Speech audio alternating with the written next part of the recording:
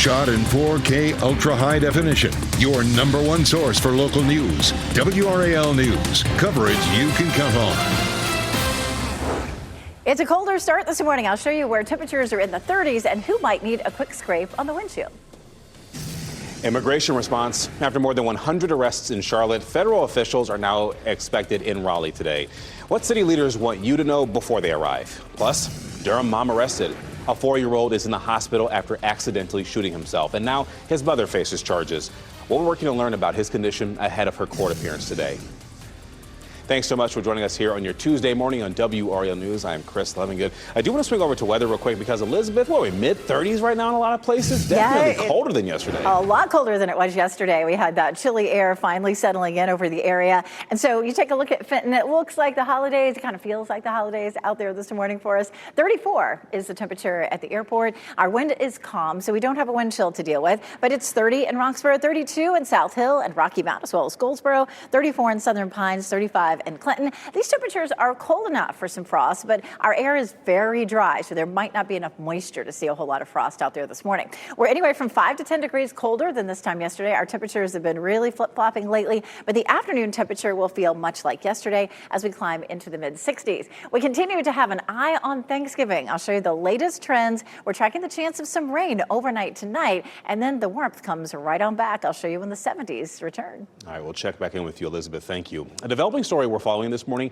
Immigration officials are expected to be in Raleigh today after more than 100 arrests happened in Charlotte over the weekend. Let's bring in Laura Levine. She's live in downtown Raleigh this morning. Laura, city officials are preparing people for what to expect today. Chris, good morning. Yes, Border Patrol agents will be here in Raleigh today after more than 130 people were detained in the Charlotte area over this past weekend. Now, immigration advocacy groups right now, they're saying that families are making preparations for their children should they not return home from work today, and businesses are deciding whether or not to open their doors as these immigration crackdown operations are underway. So take a look at this video. This is a look at some of the images from Charlotte over the weekend. Mayor Cowell said that city officials did not request help from federal immigration agents and aren't a part of these operations. Federal agents have not informed Raleigh officials who they're targeting or when they expect to complete their operations here. We spoke with Eliezer Posada with Equality NC. He says innocent people are being targeted in these crackdowns. We're looking at the rhetoric that we're going after these violent criminals who are undocumented. But what we're seeing is people being stopped for simply looking like they're immigrants, for doing a job. So Mayor Cowell said that RPD is not part of the operations. They are anticipating potential protests, however, like the one that you're looking at right now from over the weekend in Moore Square. And officers are also being prepared and preparing for that while doing their regular jobs on duty. Now, we did receive a statement from the North Carolina Republican Party. They are welcoming this news. This is from Matt Mercer. He said President Trump promised voters his administration would remove violent illegal criminals from our country, and he's following through and enforcing the law. So the Department of Homeland Security said of the people that were detained and arrested in Charlotte over the weekend, about 44 had violent criminal records. Of course, we're going to continue to follow what we see here today in Raleigh. Laura Levine, WRAL News, live in Raleigh. Actually, Governor Josh Stein sent a statement to WRAL News about this. He calls on federal agents to target, quote, violent criminals, not neighbors walking down the street, going to church, or putting up Christmas decorations. He went on to say to, quote, stop targeting people simply going about their lives because of the color of their skin, as you are doing in Charlotte, end quote. Stein also called on concerned people in Raleigh to stay calm. He encourages you to record anything you might see happening that might be wrong and report it to local law enforcement. Meanwhile, over in Charlotte, the Mecklenburg County Sheriff says he's not sure when Border Patrol agents will be leaving there. At a city council meeting yesterday, Councilman James Mitchell Jr. said that has him concerned. I just feel helpless. I wish we had more guidelines, more authority. Republicans from that area had a different tone. The Mecklenburg County GOP chairman Kyle Kirby issued a statement. He said, quote, Border Patrol is in Charlotte for one reason. The need is real. Had Democrat leadership done a better job protecting the people of the city in the first place, would we even be having this conversation now? We also talked with an immigration attorney at UNC. We wanted to get clarification about the rights business owners have when immigration officials enter their establishment. The business owner might well be free to say, no thanks. I prefer that you not come in. You should just go on your way. In other cases, they might be saying we have the legal authority to enter whether or not you want us to come in or not. So I think that's the primary question that needs to be answered. And one way business owners can know is to ask that question. The National Immigrant Justice Center says if you encounter an immigration officer, create a safety plan. Try to stay calm and do not fight officers. Also, do not provide any false documentation. We first alerted you about the Border Patrol situation in Raleigh as soon as we confirmed it. Download the WRAL News app so you can be the first to know information we learn. And we will, of course, continue to follow this story throughout the day. Look for live reports and coverage from our evening news team starting at 4 p.m. This morning, a Durham mother faces charges after her 4-year-old accidentally shot himself, and she is expected to be in court. At last check, that boy is still in the hospital with serious injuries. Ali Kadabar is live at the Durham County Courthouse. Ali, this is the second 4-year-old to shoot themselves with an unsecured weapon in 2 weeks. And Chris, the second person in the past 2 weeks to face a judge here charged with permitting a child to use a dangerous firearm. Asante Moore is also facing a charge of negligent child abuse. Now, this all happened yesterday around 7:30 a.m. at Greenbrier Road. Now, a 4-year-old shot himself with an unsecured gun. Officers found the boy's shot around 7:30. He was seriously hurt. Neighbors nearby say they are heartbroken, adding this was all preventable.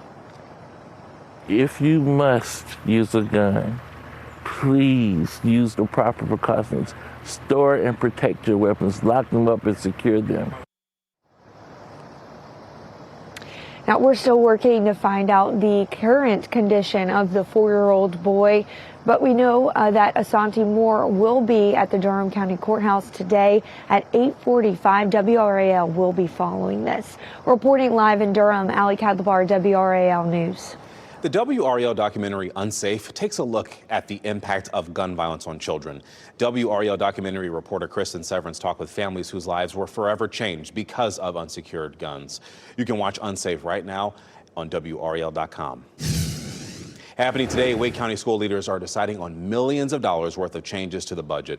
WRAL's Kelsey Coffey is live at the Wake County School headquarters in Cary this morning. Kelsey, it looks like a lack of a state budget is affecting teacher wages in this new budget.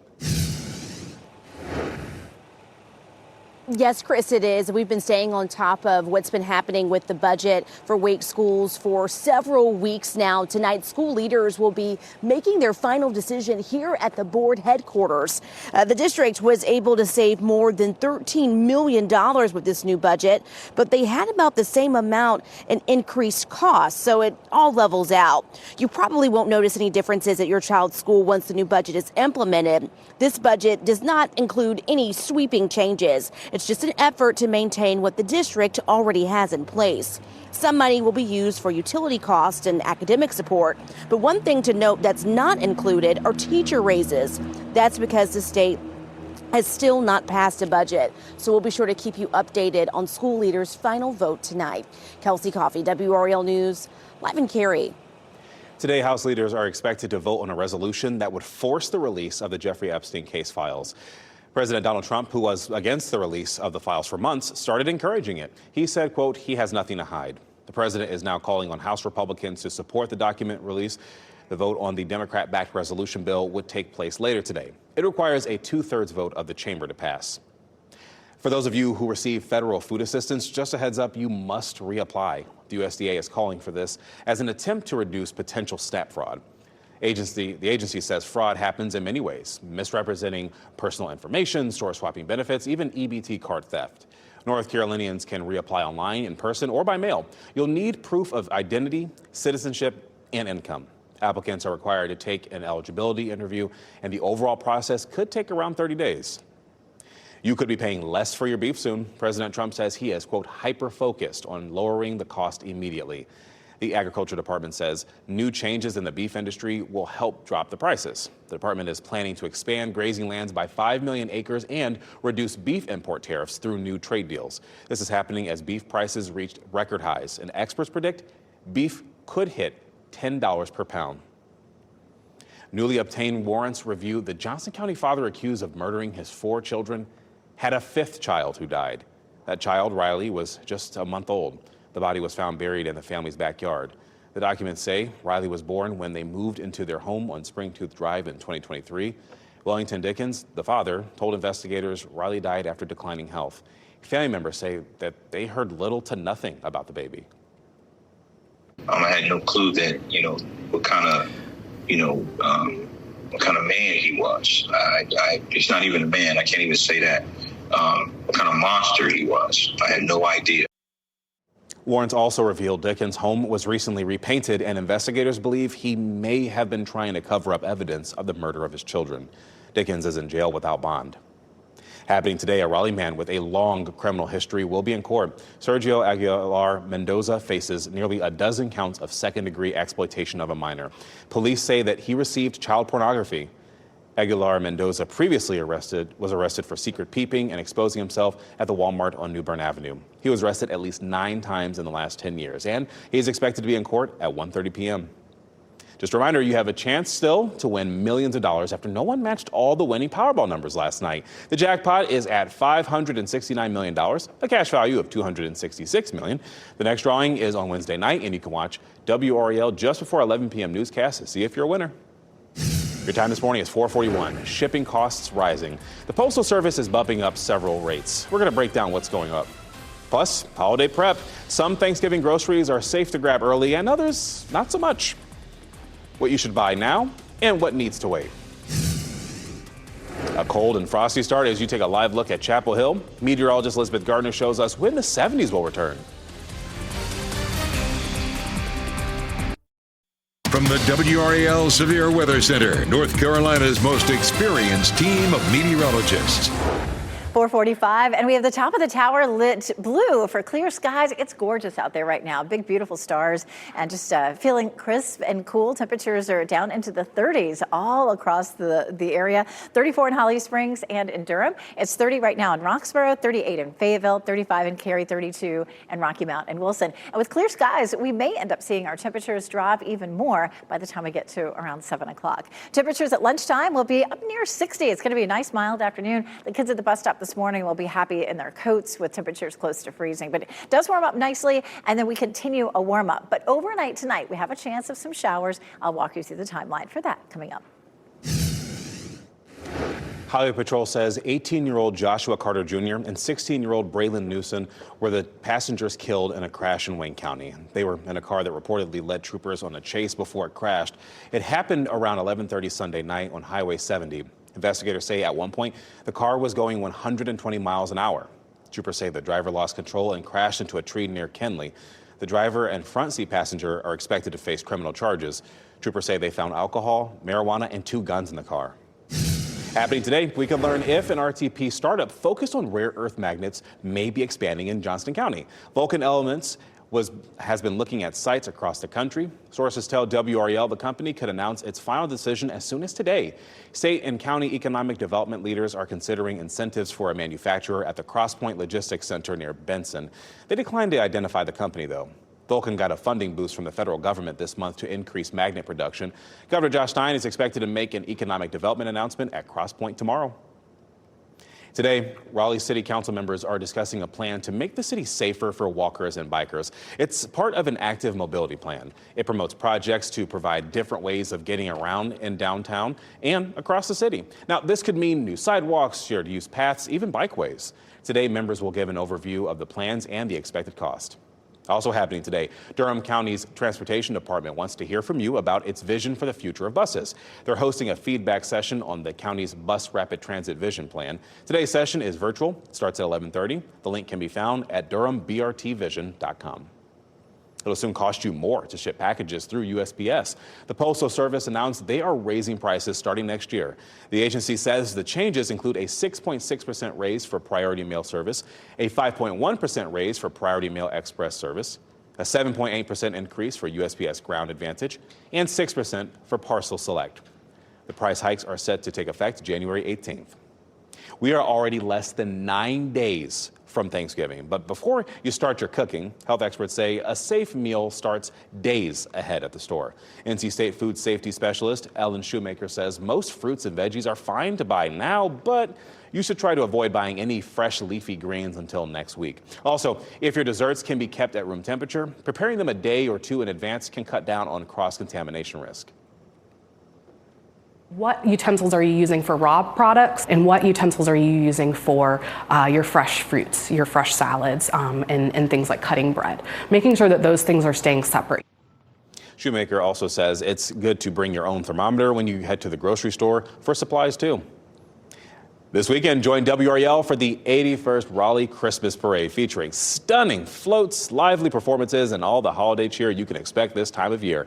From the heart of downtown Raleigh, it's a celebration you don't want to miss. The WRAL live coverage begins Saturday morning at 9 on TV and wherever you stream WRAL.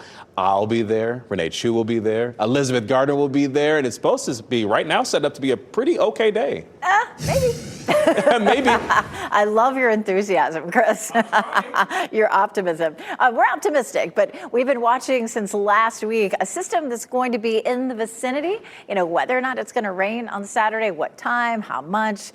There's certainly a possibility, but a lot to look at between now and Saturday, that's for sure. Speaking of a lot to look at, isn't this beautiful? I just noticed that they have this camera, or the lights now that are cycling through. It's so pretty there at Fenton and Cary, the ice rink, and it feels like winter out there again for us this morning with temperatures in the low to mid 30s, probably going to be close to freezing right around 6 a.m. and then temperatures will start to warm up after that. 30 right now in Roxborough, though, 31 in South Hill, 32 Rocky Mount, Wilson, Goldsboro, 34 in Southern Pines. And with clear skies, we might see those temperatures fall a little farther before sunrise. 32 Chapel Hill, 31 in Durham, 34 in Holly Springs, and 36 in Knightdale. Checking 24-hour temperature change, we're 5 to 10 degrees colder than this time yesterday. And then from here on out, all the way through the weekend, it will be much warmer. Our normal low is 39. We'll be in the 50s Wednesday, Thursday, and Friday, and Saturday, 60. So you won't have to bundle up for the Christmas parade, but you might need to bring your rain jacket just in case. We'll be watching that. Our next system is this one, and we have a warm front lifting northward. So all the warmth is going to come up underneath that warm front and start to warm things up for us. But along it, we'll also have the potential for some isolated showers, and that will start around midnight and continue maybe up until 6 a.m. So it could be a little bit wet for the commute tomorrow morning. We'll be watching that. Mid-60s for Durham and Raleigh this afternoon, and 68 in Fayetteville. We will see increasing clouds and, again, increasing warmth. We're talking about that warm front. For tomorrow, 70 will be the high temperature, but it keeps warming up from there. 75 Raleigh, but Friday's record is 79, and then on Saturday, 77, and the record's 77. So we could be tying records in terms of warmth that we'll see on Saturday. The Festival of Lights begins on Thursday. All kinds of fun things happening for us over the weekend. I guess we can't count Thursday as the weekend, but Festival of Lights is at the DBAP, and that will last for the next couple of months. And then, of course, Christmas parade on Saturday. We'll talk more about that rain chance coming up. All right, thanks, Elizabeth. Your time is 4:51. Big voices today. Rapper Nicki Minaj is joining U.S. leaders to address rising concerns about violence against Christians in Nigeria. We'll talk about what's at stake. Plus, Tom Cruise gets a major honor, and a new series drops today. A look at the biggest stories in entertainment. That's next. Happening today, rapper Nicki Minaj plans to speak out about violence against Christians in Nigeria. She'll join U.S. Ambassador to the United Nations, Mike Walls, during an event. Right now, there's not enough evidence to prove Christians are being targeted at a high rate there.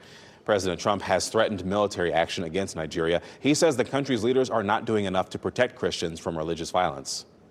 It was a big night in Hollywood. David Daniel has that and more in today's Hollywood Minute.